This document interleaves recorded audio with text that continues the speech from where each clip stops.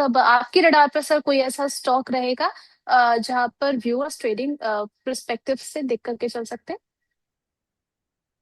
Ma'am, अभी trending जो counter है वो ऑटोज काफी बढ़िया करते हुए नजर आए। कोई भी आप ऑटो का स्टॉक ले लीजिए, आप बजाज ऑटो ले लीजिए, मारुति ले लीजिए, Mahindra and Mahindra, TVS Motors, आप कोई भी उठा हम्म। लो। मतलब रैंडम पिक करके आप देख सकते हैं कि उसका स्ट्रेंथ और किस तरीके का जो है वो सेटअप है। लेकिन आप फिलहाल की कंडीशन पे अगर मुझे पूछेंगे तो मैं कहूंगा कि मारुति के अंदर 13,500 की रेंज में फ्यूचर्स में खरीदारी की सलाह रहेगी।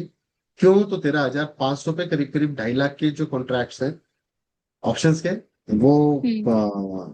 वो ट्रैप होने की कगार पे हैं।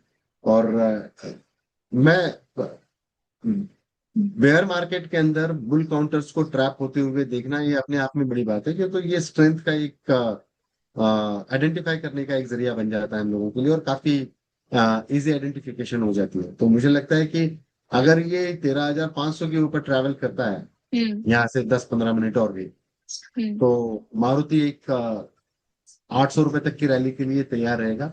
तेरह तेरह 13,800 रुपए और 14,300 रुपए तक, ये कुल मिलाकर 800 पॉइंट्स पैसे मिलने के चांसेस मिलते हैं। चलिए, मारुति काउंटर निकल कर क्या है पंकज सर की तरफ से। टारगेट्स आपको बता दिए गए हैं। अब पर चलते हैं व्यूअर्स के क्वेश्चन की तरफ। यहाँ पर सर सबसे पहले क्वेश्चन आया है स्टोव क्राफ्ट को लेकर के। 751 के लेवल्स पर ट्रेड हो रहा है। 2.61%, 2.5% से ज्यादा की बढ़त इसमें देखने को मिल रही है। अच्छा, इन्होंने कहा है कि 4 साल से इनकी पोजीशन है सर, यहाँ पर 450 के भाव पर इन्होंने खरीदा था। अब आगे मिड टर्म तक होल्ड करके चल सकते हैं। आपका व्यू क्या रहेगा सर इस पर? मैम, अगेन ये लॉन्ग टर्म के पोर्टफोलियो में मैंने ये स्टॉक रिकमेंड भी किया हुआ था, और देखिए बहुत बुरा फेस भी देखा है। इन्होंने अगर 4 साल पहले लेके रखा हुआ था हम्म। तो ये एक मेरे को बहुत अच्छी तरीके से ध्यान है कि एक इंडिकेटिव आईटी की रेड हुई है, और हाथों हाथ एक काउंटर जो है वो 20-20% के लोअर सर्किट लगाते हुए नजर आया, और फिर उसके अंदर के वॉल्यूम्स कम हो गया, थोड़ा श्रिंक होना स्टार्ट हो गया। सिमिलरली हम्म। वॉल्यूम्स तो अभी इसके अंदर इतने ज्यादा बचे नहीं है, बट जहां तक कंपनी की बात है, कंपनी काफी अच्छा प्रदर्शन करते हुए नजर आई है पिछले 2 सालों में।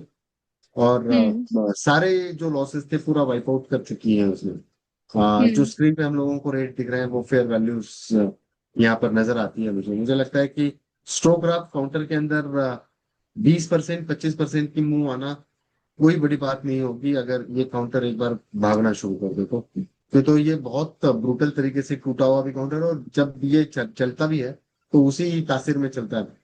अगर आप हम्म। चाहते हैं कि आपके लॉसेस कम हो यहाँ पे, थोड़ा सा एक डीप स्टॉप लॉस में कहूंगा 705 का वो मेंटेन करके चले। हम्म। और जब भी एक काउंटर 800 के ऊपर एक बार चलना शुरू हो जाएगा तो स्टॉप लॉस जो 750 का ट्रेड कर मोमेंटम को राइट करना चाहिए। चलिए ठीक है। अगला सवाल सर यहाँ पर NISCL को लेकर के है। इन्होंने सर 207 के लेवल पर बाय किया हुआ है। पिछले ट्रेडिंग सेशंस की अगर हम बात करें, अच्छा खासा अपसाइड मूव इस काउंटर में देखने को मिला है। क्या सलाह रहेगी आगे के लिए? देखिए ये काउंटर काफी बढ़िया प्रदर्शन करते हुए नजर आया है NISCL, हम्म।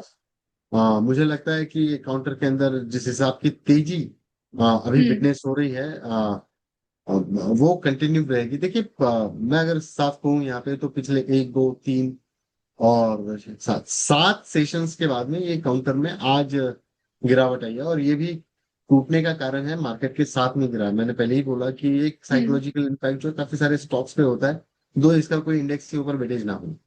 तो हम्म। एक प्रॉफिट बुकिंग जैसा ये काउंटर आप समझ सकते हैं। मुझे लग रहा है कि यहाँ से आगे काफी अच्छा ये प्रदर्शन कर सकता है। हो सकता है कल और गिर जाए 191, 190 की रेंज में, बहुत फेयर बाइंग इसके अंदर देखने मिल सकती है। और ऊपरी लेवल पर मुझे लगता है 235 तक के टारगेट्स जो है वो आसानी से विटनेस हो सकते चलिए ठीक है। नेक्स्ट यहाँ पर क्वेश्चन आया है सर SBI बैंक को लेकर के। 970 पर इनके पास 200 शेयर्स लिए हुए हैं इन्होंने। जानना चाह रहे हैं कि क्या यहाँ पर बने रहना चाहिए या फिर निकल जाना बेहतर है? देखिए अगर आप लंबे अवधि के निवेशक हैं तो देखिए, मैं जितने भी कॉलर शोज पे रहता हूँ मैम, ये SBI, Bajaj housing finance, Suzlon जैसे काउंटर्स अक्सर डिस्कस हम्म। होते रहते हैं।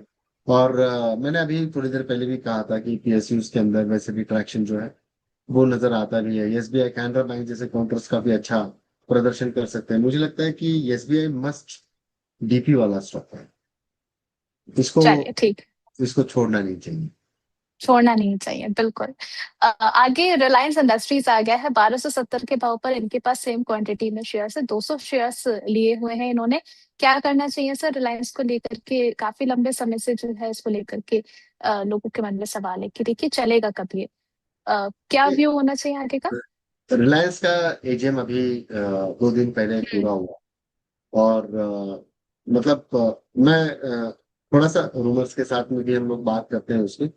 छोटी सी चीज समझ लीजिए कि जो एक अलग बिजनेस करने जा रहा है वहाँ पर, और उसके डीआरएचपी जो है वो फाइल हो चुकी है। अब हम्म। ये कंपनी से इसका स्टेक निकलेगा तो इवेंचुअली इसकी कीमतें जो है थोड़ी सी गिरनी चाहिए, बट ब्रोकरेजेस रिपोर्ट्स काफी स्ट्रांग आई थी इसकी। उसके बाद हम्म। में ये काउंटर गिरा नहीं गिरा। मुझे लगता हम्म। है कि थोड़े टाइम के बाद में हो सकता है कि 100-150 रुपए की मंदी जो है ये काउंटर में देखने मिले। मैं नहीं समझता हूँ कि जितने का डीआरएस इन्होंने फाइल किया है उतना अमाउंट यहाँ पे टूटना चाहिए, मैं ये नहीं समझ रहा हूँ। लेकिन 100 रुपए की एक बार अगर मंदी आती है तो that would be a great by point, वहां पे खरीद के ही चलना चाहिए। मैं समझता हूँ यहाँ से आगे काफी सारे ब्रोकरेजेस रिपोर्ट और रेटिंग एजेंसीज ने बोला हुआ है कि 15 से 18% का सीएजीआर आने वाले 3 से 4 साल में देखने मिल सकता है। मैं टोटली कंप्लीटली इसको अग्री भी करता हूँ और मैं रिलेट भी करता हूँ। चलिए ठीक है। गेल को लेकर के अगला सवाल आया है सर, टारगेट जानना चाह रहे हैं। बाइंग प्राइस है 195 की, 174 पर चल रहा है, 1.57% की डाउन साइड दिखा रहा है अभी। क्या टारगेट आगे के लिए देख रहे हैं आप? रोशी जी देखिए, ऑयल सेंसिटिव काउंटर है। जैसे ऑयल्स की मूवमेंट होगी वैसे ये काउंटर वाइस वर्सा ट्रेड करना शुरू कर देंगे।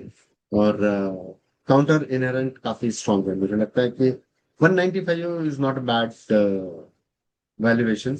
But hmm. जिस समय पे अभी आपने इसको खरीदा है वो बहुत टिक पे इसको खरीदा हुआ है। मुझे लगता हम्म। है कि इसके अंदर आप एसआईपी बनाए रखिए, 3 से 4 साल के लिए काफी मैसिव रिटर्न देने की क्षमता है। मस्ट चलिए ठीक है। होल्ड करना चाहिए। अगर ऑयल पैक के अंदर कोई कंपनी के अंदर अगर मुझसे कोई कहेगा ओएनजीसी ऑयल या फिर गेल जैसे काउंटर्स के अंदर तो पैसा किसमें रखना चाहिए, तो मेजोरिटी मुझे लगता है कि गेल के साथ में जाना चाहिए। चलिए निकलना नहीं है यहाँ से, ये सलाह दी गई है पंकज सर की तरफ से। एक क्विक आंसर आपसे समझना चाहेंगे सर, ग्रैनुअल्स को लेकर के सपना जी का क्वेश्चन है कि क्या करंट टेबल से यहाँ पर फ्रेश एंट्री की जा सकती है? मैं समझ नहीं पाया मैम आप। सर सवाल है ग्रैनुअल्स इंडिया लिमिटेड को लेकर के, क्या करंट लेवल से इसमें खरीदारी की जा सकती है अभी? मेरे सेवन ख्याल एट से हाँ हाँ, मैं देख पा रहा हूँ मैम। मुझे लगता है कि आज ऊपरी लेवल से काफी फिजल आउट हो चुका है काउंटर, मतलब ऊपरी लेवल से, लेकिन still it's trading in green area. मुझे लगता है कि ये काउंटर को थोड़ा सा स्टैगर्ड वे में एक्यूमुलेट करके चलना चाहिए। होल्ड हम्म। करने की सलाह रहेगी।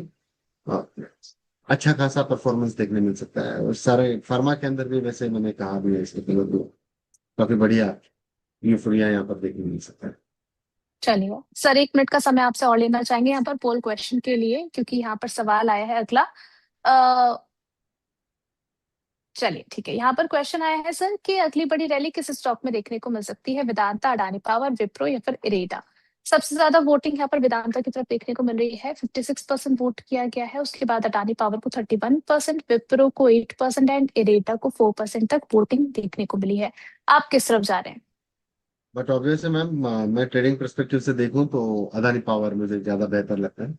और अगर आप इन्वेस्टमेंट पॉइंट ऑफ व्यू से अगर देखते हैं तो मुझे लगता है कि वेदांता जो है वो मेरा फेवरेट रहना चाहिए। चलिए ठीक है, thank you so much Pankaj sir जुड़ने के लिए और कई सारे सवालों के जवाब देने के लिए। आपकी तरफ से सर डिस्क्लेमर। मैंने जो भी ट्रेड्स आपके मैंने जो भी ट्रेड्स आपके सामने रखे हुए हैं वो मेरी अपनी निजी राय है। मेरी राय से अगर कोई प्रभावित होकर अगर काम करता है तो अपनी वित्तीय सलाहकार से जरूर राय मशवरा दिए। Thank you very much.